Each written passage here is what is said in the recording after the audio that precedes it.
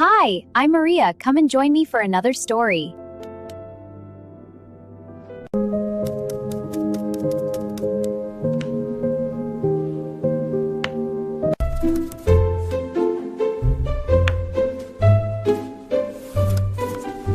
Born from fire. The volcanoes that shaped the Philippines. Before the Philippines became a nation, before our ancestors sailed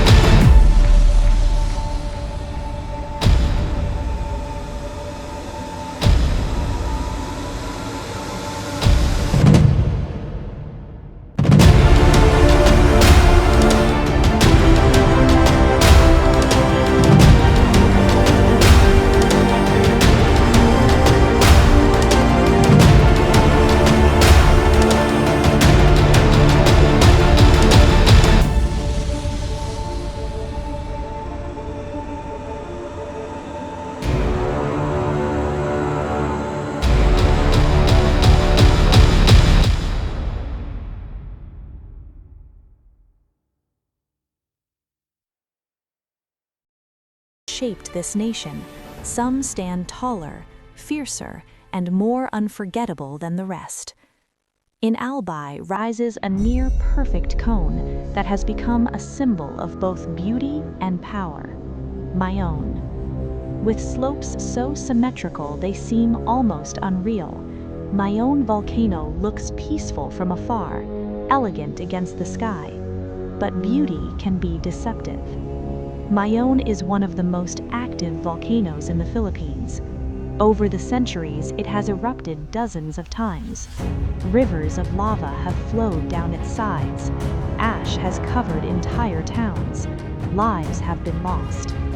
Yet after every eruption, life returns. Why? Because volcanic ash, though destructive at first, enriches the soil. Crops grow stronger.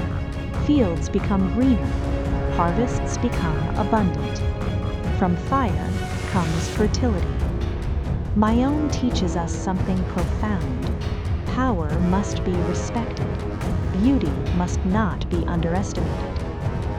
Further north, history remembers one of the most powerful volcanic events of the 20th century, Mount Pinatubo.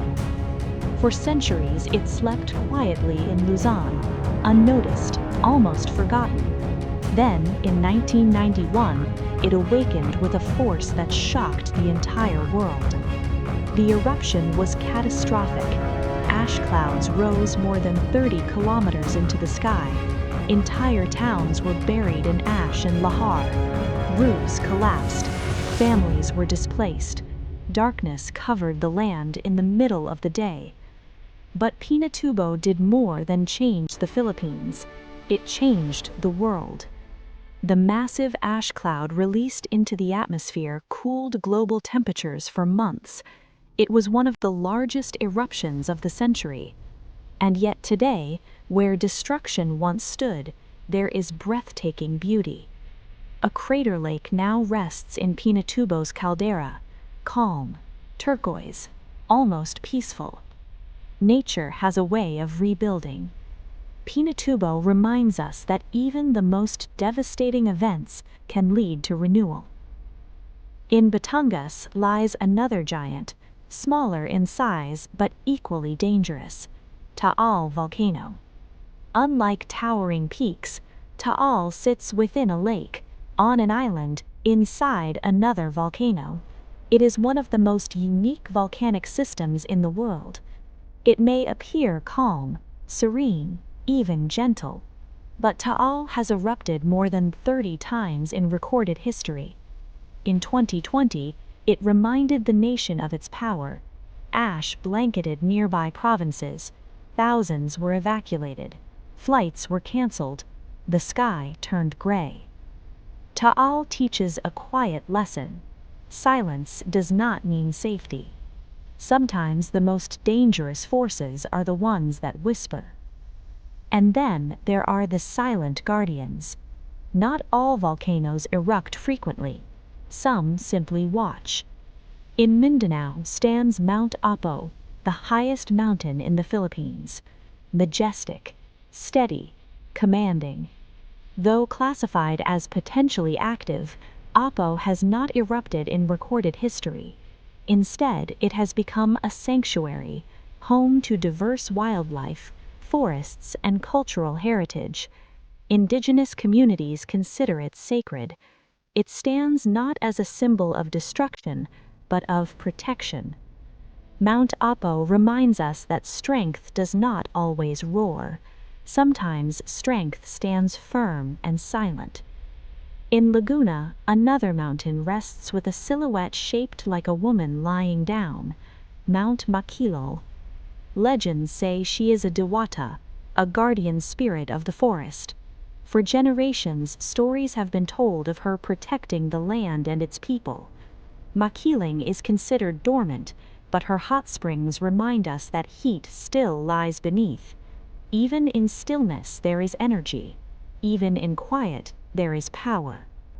Across the plains of Pampanga stands Mount Arayat, isolated, alone, yet unwavering.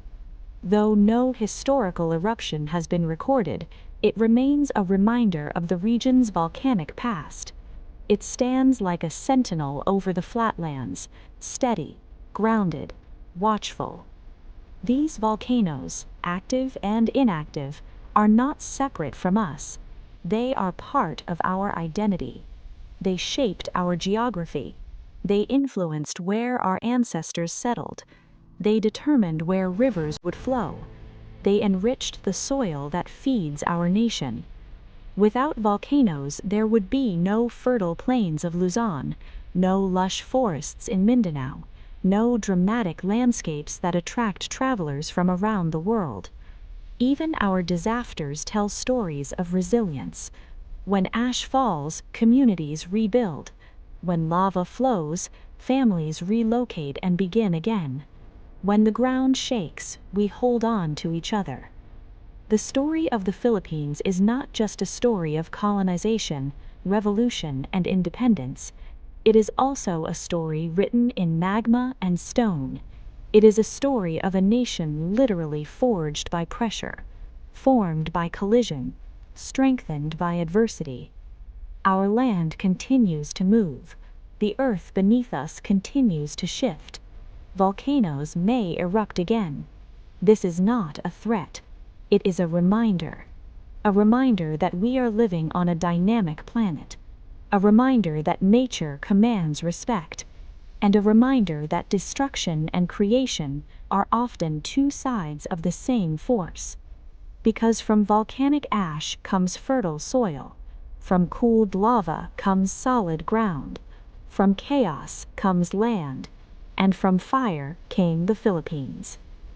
When we look at a volcano, we often see danger, but perhaps we should also see gratitude, because without these eruptions millions of years ago, there would be no archipelago, no 7,000 islands, no mountains rising above the clouds, no rich biodiversity, no homeland. The giants of fire continue to sleep beneath our feet. Some will awaken in our lifetime. Some may remain silent for centuries, but all of them are part of our story. They remind us that we are resilient, that we adapt, that we endure. Just like the land itself, born in heat, tempered by pressure, shaped by forces beyond imagination. The Philippines was not carved gently by wind alone. It was built by eruption, forged in magma, lifted from the ocean by fire. And as long as the earth continues to move, the story continues. Because we are a nation born from fire, and like fire, we rise. Thank you for joining with me. If you like the story, please hit the like button, comment below, and subscribe.